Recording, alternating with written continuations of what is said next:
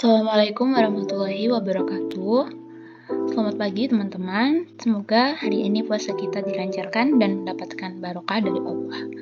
Sebelumnya, perkenalkan, saya Yonanda Kumala Nasrilia, mahasiswa Tadris Matematika UIN Maulana Malik Ibrahim Malang yang akan menggantikan Ibu Yuliati untuk pertemuan ini dan beberapa pertemuan selanjutnya.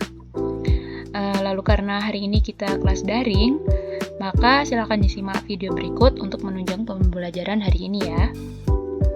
Untuk hari ini, kita akan membahas terkait dengan materi kaidah pencacahan. Selamat belajar di rumah dan semoga teman-teman bisa memahami pelajaran ini dengan baik. Baik, ini untuk capaian pembelajarannya. Di akhir fase E, peserta didik dapat mempresentasikan dan menginterpretasi data dengan cara menentukan jangkauan kuartil dan interkuartil. Mereka dapat membuat dan menginterpretasi box and whisker plot dan menggunakannya untuk membandingkan himpunan data. Mereka dapat menggunakan dari box plot, histogram, dan dot plot sesuai dengan mengatur nada dan kebutuhan.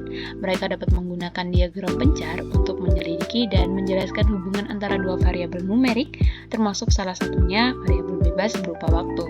Mereka dapat mengevaluasi laporan statistika di media berdasarkan tampilan, statistika, dan representasi data. Peserta didik dapat menjelaskan peluang dan menentukan frekuensi harapan dari kejadian majemuk. Mereka menyelidiki konsep dari kejadian saling bebas dan saling lepas dan menentukan peluangnya. Lalu untuk tujuan pembelajaran hari ini yaitu menganalisis kaidah pencacahan, yaitu aturan penjumlahan dan perkalian, kombinasi dan permutasi ini kita laksanakan di pertemuan selanjutnya ya. Lalu kita dapat menyelesaikan masalah yang berkaitan dengan kaidah pencacahan, yaitu berupa aturan penjumlahan dan perkalian. Baik, untuk pembelajaran kita hari ini hanya 3 saja, yaitu aturan penjumlahan, aturan perkalian, dan faktorial. Baik, untuk kaidah pencacahan sendiri itu berfungsi untuk membantu kita menghitung jumlah kemungkinan atau pola-pola tertentu dengan cara yang lebih sistematis, membahas cara menghitung banyaknya susunan atau kombinasi suatu objek tanpa harus merinci ke semua kemungkinan susunannya. Baik, kita masuk ke materi pertama yaitu aturan penjumlahan. Nah, aturan penjumlahan itu apabila suatu peristiwa terdiri dari n tahap yang saling lepas, di mana peristiwa pertama dapat dilakukan dengan R1 cara yang berbeda, peristiwa kedua dapat dilakukan dengan R2 cara yang berbeda, dan seterusnya hingga peristiwa ke N yang dapat dilakukan dengan Rn cara berbeda, maka total peristiwa tersebut adalah R1, R2, sampai Rn cara yang berbeda. Jadi kalau kejadiannya tidak saling berkaitan, kita bisa menggunakan aturan penjumlahan. Biasanya digunakan untuk beberapa kejadian yang tidak sekaligus terjadi atau berupa pilihan. Jadi kita kejadiannya itu memilih gitu, jadi tidak saling terkait gitu ya. Lalu untuk contoh kasusnya, ada soal dalam seleksi 1 perwakilan sekolah dalam kompetisi matematika, terdapat 3 siswa laki-laki dan 2 siswa perempuan. Berapa cara untuk memilih wakilnya? Nah, dalam kasus ini merupakan peristiwa yang saling lepas, karena peristiwa tersebut bukan peristiwa berpasangan. Maksudnya, walaupun di sini ada 3 siswa laki-laki dan 2 siswa perempuan, tapi untuk perwakilan sekolahnya tetap 1. Jadi, kita bisa menggunakannya dengan aturan penjumlahan, yaitu dengan menjumlahkan semua siswanya. 3 ditambah 2 sama dengan 5 siswa. Berarti ada 5 cara untuk memilih wakil sekolah dalam kompetisi matematika tersebut. Lalu untuk selanjutnya kita mempelajari tentang aturan perkalian. Nah, kita akan lebih mudah untuk mempelajari aturan perkalian ini menggunakan ilustrasi. Misal di sini kita mempunyai 2 himpunan ya, teman-teman. Yang pertama yaitu himpunan A yang terdiri dari anggotanya 1, 3, 5, dan 7. Kemudian kita punya himpunan B yang anggotanya X, Y, Z. Maka untuk A dikali B yaitu menjadi sepanjang ini ya, 1X, 1Y, 1Z, 3X, 3Y, 3Z, 5X, 5Y, 5Z, 7X, 7Y, dan 7Z. Nah, di mana NA-nya ini 4 dan NB-nya 3, maka kita bisa mengalihkan NA dan NB tersebut untuk menentukan dari aturan perkalian dua himpunan tadi ya. Jadi 3 dikali 4 sama dengan 12. Nah, ilustrasi di atas, ilustrasi yang tadi menunjukkan bahwa jika peristiwa pertama dapat dilakukan dengan R cara yang berbeda dan setiap cara ini dilanjutkan dengan S berbeda, maka kedua peristiwa tersebut dapat dilakukan secara bersama-sama dengan L dikali S cara yang berbeda. Gitu ya teman-teman. Lalu untuk aturan perkalian ini biasanya digunakan untuk beberapa kejadian yang sekaligus terjadi. Jadi bersama-sama penggunaannya. Begitu.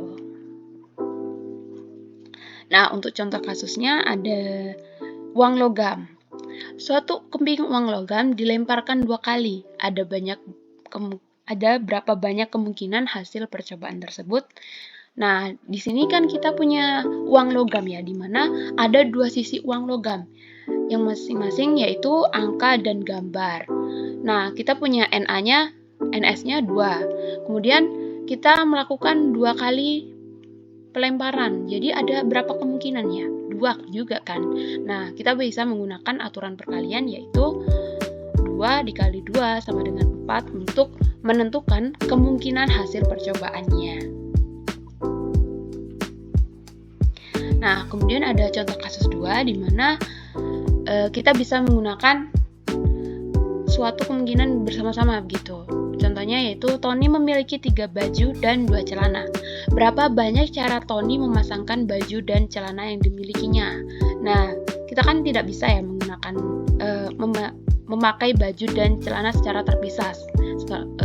Mestinya kita makainya bareng-bareng gitu kan. Nah, kita bisa menentukan kombinasi dari 3 baju dan 2 celana ini dengan cara aturan perkalian juga, dengan 2 dikali 3 sama dengan 6, dengan rincian baju pertama kita bisa memasangkannya dengan celana pertama dan celana kedua. Sama halnya dengan baju kedua dan ketiga, kita bisa memasangkannya dengan celana pertama dan celana kedua. Jika dijumlahkan, ada 6 cara untuk memasangkan pakaian tersebut. Gitu ya, teman-teman. Nah, kemudian kita berlanjut ke faktorial. Nah, untuk faktorial ini coba kita perhatikan statement berikut ini. Ada 5 dikali 4, dikali 3, dikali 2, dan dikali 1.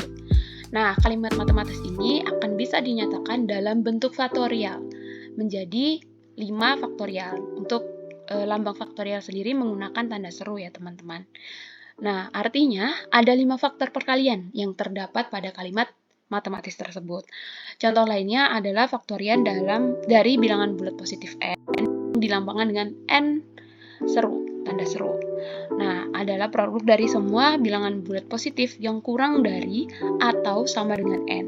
Sehingga nilai faktorial akan bisa dirumuskan menjadi n faktorial sama dengan n dikali n dikurangi 1 dikali n dikurangi 2 sampai 1. Begitu ya teman-teman.